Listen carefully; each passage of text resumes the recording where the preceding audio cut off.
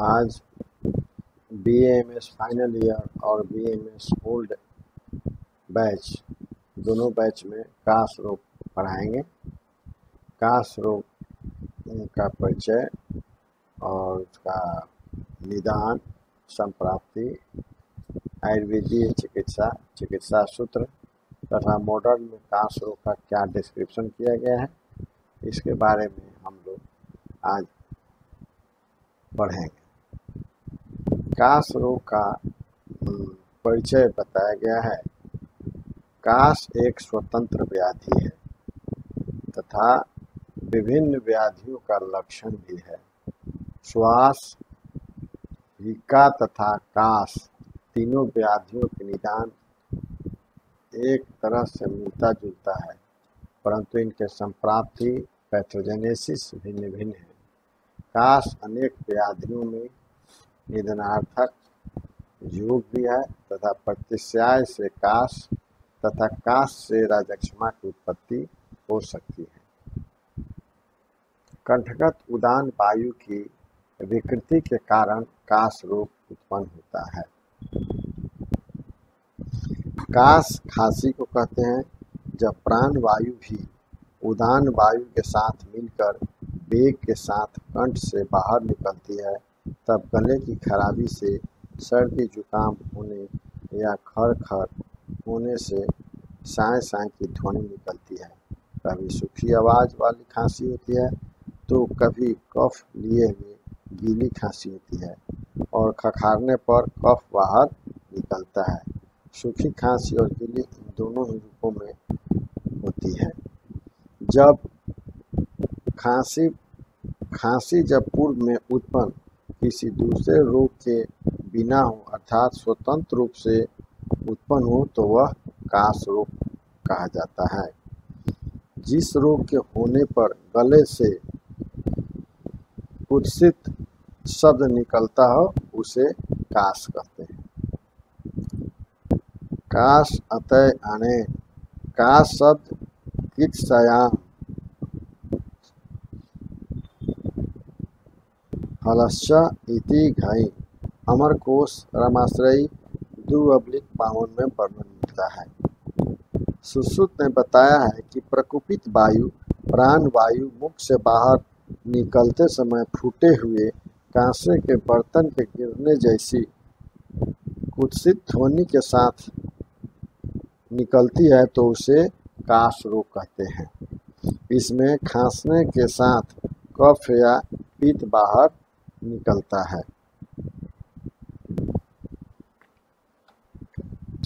जिस रोग में वायु सिर के स्रोतों यथा कंठ, स्वर यंत्र आदि में गतिशील होकर बाहर निकलती है उसे काश कहते हैं। काशनात् काशः, कस गतौ धातु से काश शब्द बना है। कसति शिरः कंठ दुर्धव गच्छति वायु इति काशः। शुष्को वा सको पापी कस्नात् काश उच्यते। चरक चिकित्सा 18 के 8वां श्लोक में वर्णन किया गया है।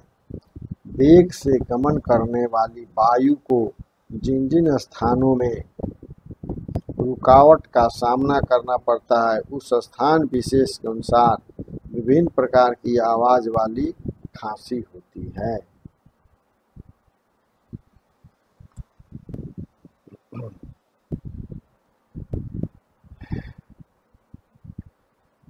श्वास प्रणाली में विजातीय पदार्थ के रुकने से कुपित वायु उस विजातीय पदार्थ को निकालने की चेष्टा करती है, जिसके फलस्वरूप श्वास प्रणाली आदि अवयवों में शोथादि के कारण जो विकृत शब्द निकलता है उसे काश कहते हैं। अब काश रोग का निदान।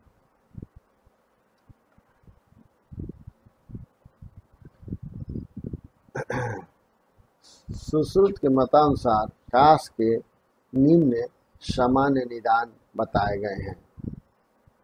धूम्र तथा रज के मुख, नासिका तथा गले में प्रवेश करने से, व्यायाम तथा रुक्ष अन्नपान का सेवन करने से, भोजन का बीमार गमन से, वेगावरोध से, श्वथु के वेग धारण करने से काश रोग का कारण बताया गया है।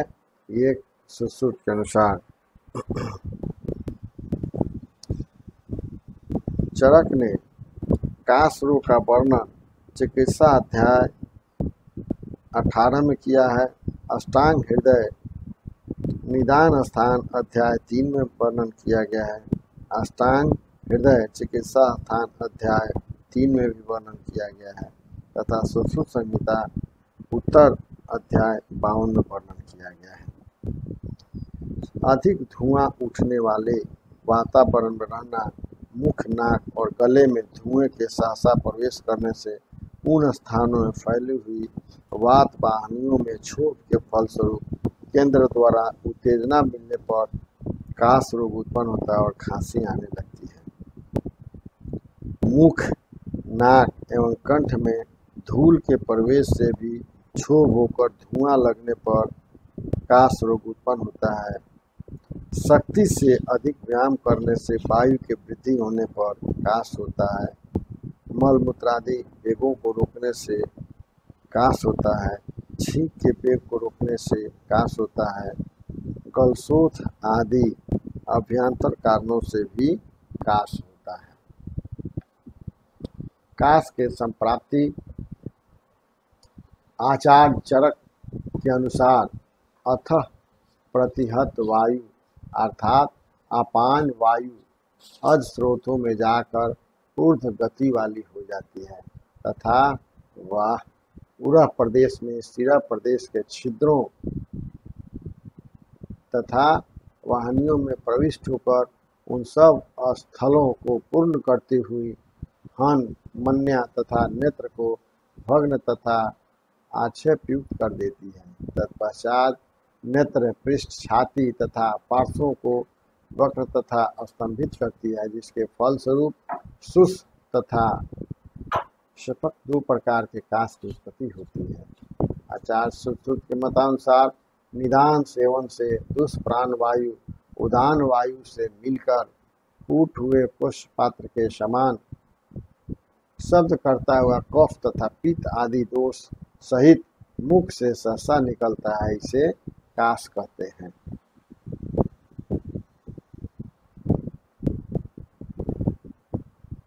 अब संप्राप्ति चक्र वाह निदान, धूम्रपान आदि अभ्यंतर निदान प्राणव स्रोतों में ख वैगुण्य गल शोथादि से क्या होता है? बात प्रकोपित होता है।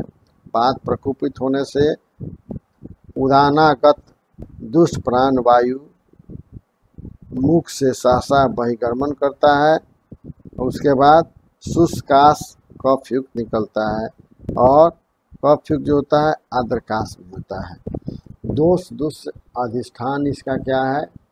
दोष क्या होता है? बात प्रधान कफ होता है। बात प्रधान कफ होता है। दुष रस स्वर यंत्र होता है। स्रोतस रसवह तथा प्राणवह होता है। अधिष्ठान प्राणवह स्रोतस पूरा कंठ श्वास पथ स्रोतो विकार शोथ और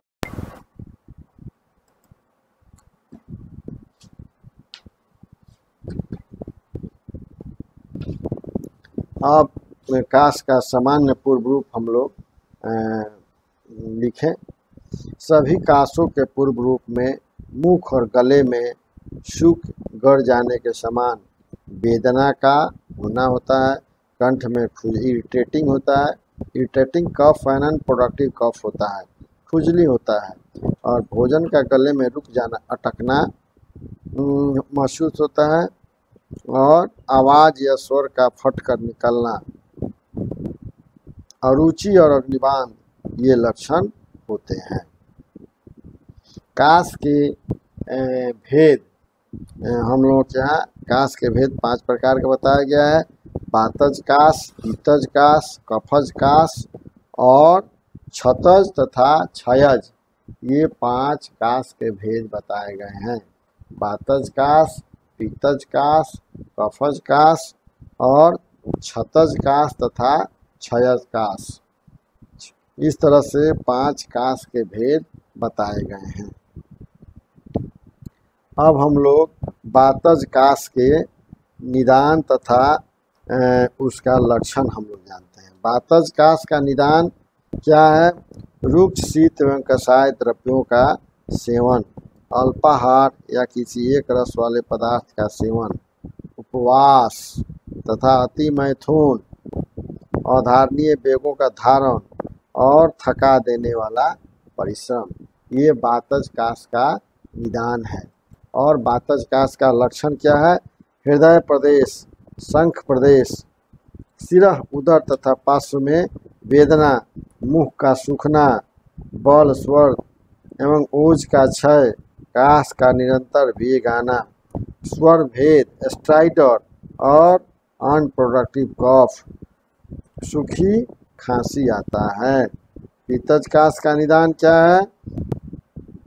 कटु, उष्ण, विदाही, अम्ल और क्षार पदार्थों का अधिक सेवन, क्रोध, अग्नि या सूर्य का संताप। और पित्तज कास का लक्षण क्या है? छाती में जलन होता है, ज्वर होता है, मुख शोष होता है, मुख का स्वाद, तिक्त होना या तृष्णा, पांडुता होना, दाह होता है। कफज कास का निदान क्या है? गुरु, अव्यस्यंदी, मधुर एवं स्निग्ध पदार्थों का सेवन, दीवा शयन, परिश्रम न करना। और कफज कास का लक्षण क्या है? मुख की कफ लिप्तता, मुख में कफ जैसा हमेशा महसूस होना, अवसाद, देह में कफाधिक्य, सिरह शूल, अरोचक, शरीर गौरव, कंठ कंडू, गाढ़े कफ का निस्सरण। क्षतज कास का निदान अति मैथुन, अति भार वाहन, अति पैदल चलना, हाथी घोड़ा या अपने से अधिक बलवान से भिड़ना। और उसका क्षतज कास का लक्षण क्या है? प्रथम शुष्क कास, पश्चात कफ षष्टिवन, कंठ तथा छाती में पीड़ा, ज्वर, श्वास, तृष्णा, स्वर भेद होता है। क्षयज कास का निदान क्या होता है? विषम भोजन, असात्म भोजन, अति मैथुन और मलमूत्रादि वेगावरोध, अति घृणा एवं अति शोकजन्य मंदाग्नि, त्रिदोष प्रकोपित होता है। क्षतज कास का लक्षण क्या है? अंग अंग में शूल, मल्टीपल ज्वाइंट्स पेन होता है एंड इन्फ्लामेशन होता है, ज्वर होता है, दाह होता है, शरीर शोष होगा, निर्बलता होगा, मांस का क्षीणता होगा। ये होता है क्षयज कास का लक्षण होता है। अब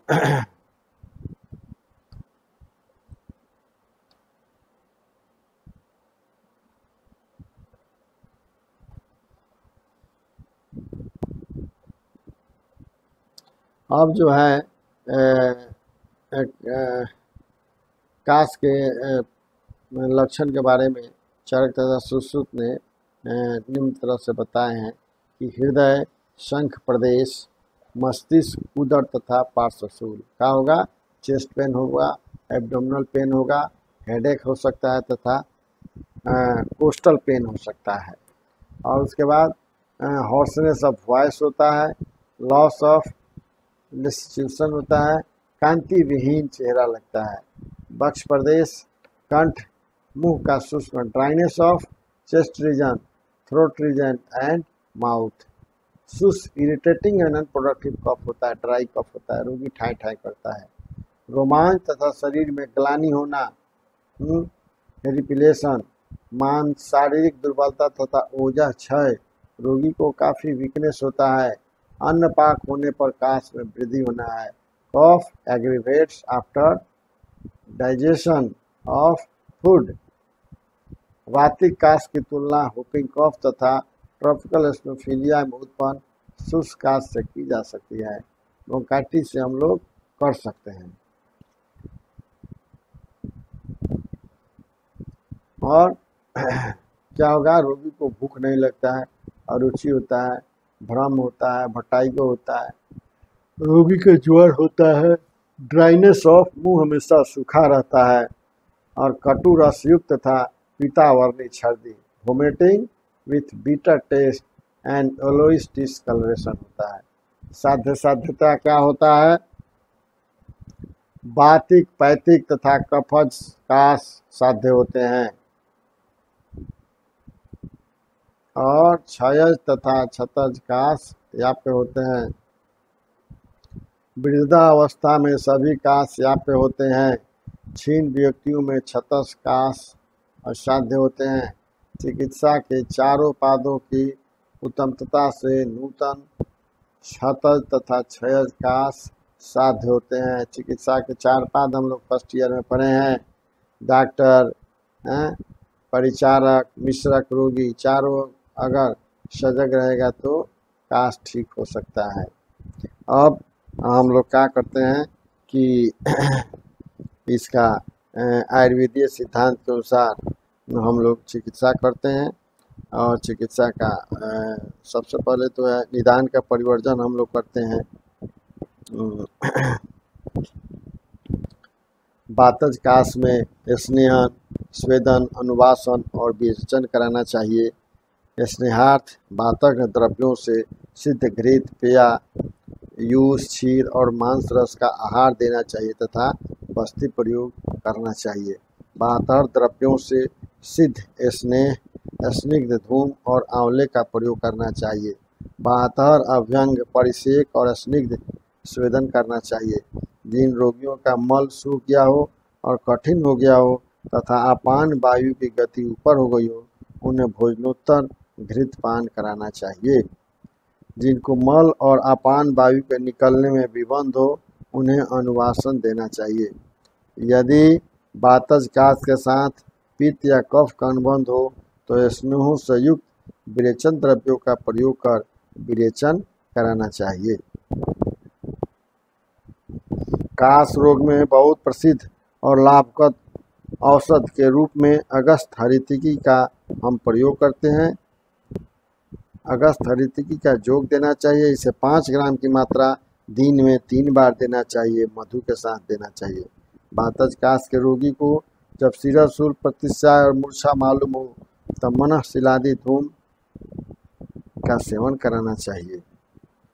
और पंचमूली क्वाथ, बृहद पंचमूल, बेल, कनियार, गंभार, पाठल, सोना पाठा 100 मिलीलीटर क्वाथ में काकड़ा सिंघी 3 ग्राम चूर्ण मिलाकर सुबह शाम पिलाना चाहिए। अब हम व्यवस्था पत्र के बारे में काश के रोगी को चिकित्सा क्या करते हैं, आयुर्वेदीय चिकित्सा सूत्र के बारे में हम बता रहे हैं। रोगी को दिन में 3 बार श्रृंगादि चूर्ण 6 ग्राम लेते हैं, अर्क लवण 2 ग्राम, टंकन 1 ग्राम, इस सब को 3 मात्रा बनाकर मधु के साथ सेवन करना चाहिए। या चंद्रामृत रस 1 ग्राम, अभ्रक भस्म 400 मिलीग्राम और यवछार 400 मिलीग्राम, तीनों को लेकर 3 मात्रा बनाते हैं और मुलेठी के चूर्ण के साथ मधु के मिला करके सुबह शाम प्रयोग करना चाहिए। च्यवनप्राश हम क्या करते हैं, 15 ग्राम लेते हैं और परवाल पिष्टी या परवाल भस्म 300 मिलीग्राम ले करके सुबह शाम 2 मात्रा लेते हैं और गो दूध के साथ सेवन करते हैं। कनकासव 20 मिलीलीटर सुबह और 20 मिलीलीटर शाम को देते हैं। एलादी बटी 1-1 गोली 3 बार रोगी को चूसने के लिए देते हैं और हम लोग पथ्य का सेवन कराते हैं। रोगी ठीक होता है। कफ के निहरण के बाद शीतल एवं मधुर पेया विलेपी के क्रम से पथ्य देना चाहिए।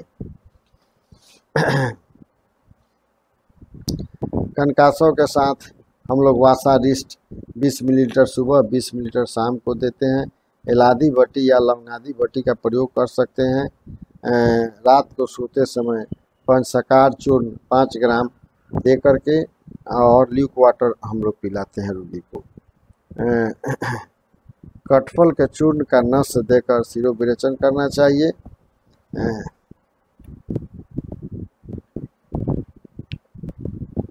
कफनाशक उष्ण, रुक्ष और लघु गुणयुक्त आहार रोगी को देना चाहिए।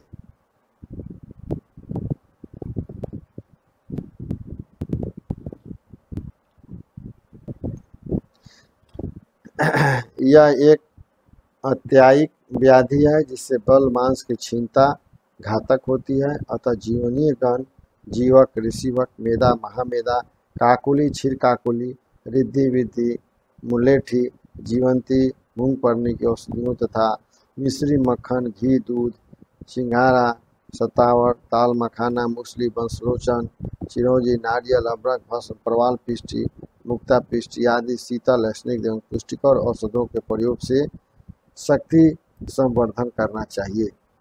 इसके चिकित्सा में पित्तज की चिकित्सा की प्रक्रिया अपनानी चाहिए।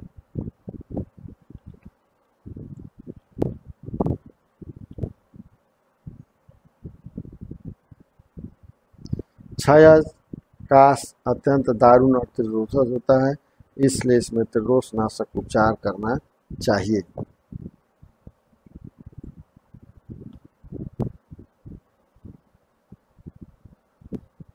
अब हम लोग थोड़ा सा मॉडर्न मेथड में हंटर हचिसन या डेविडसन में थोड़ा सा अकॉर्डिंग टू मॉडर्न लेटेस्ट कास के बारे में वर्णन किया गया है, उस पर थोड़ा सा हम लोग परिचय करेंगे और थोड़ा सा उस पर स्टडी करेंगे।